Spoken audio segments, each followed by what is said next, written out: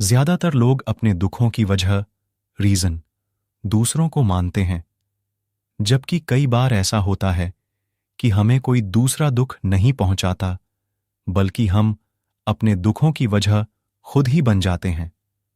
इस बात से हमें खुद को बचाना चाहिए, क्योंकि ऐसा करने से हम खुद को ही परेशान करते हैं और डिप्रेशन में चले जाते हैं।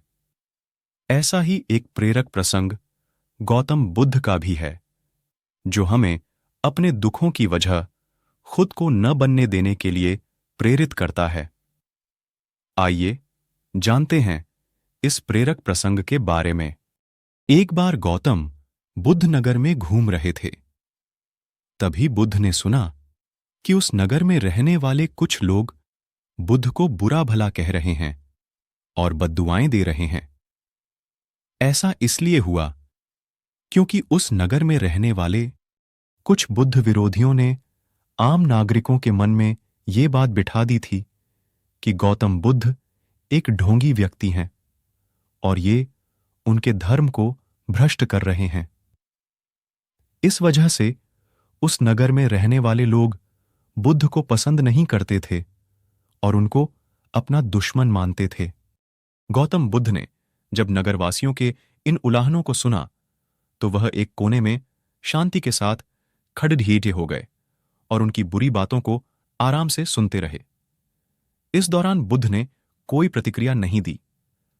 कुछ देर बाद जब नगरवासी बुद्ध को बुरा भला कहते हुए थक गए और चुप हो गए, तो गौतम बुद्ध ने उन नगरवासियों से कहा, क्षमा चाहता हूं, लेकिन अगर आप लोगों की बातें खत्म हो गई हैं तो मैं यहां से जाऊं।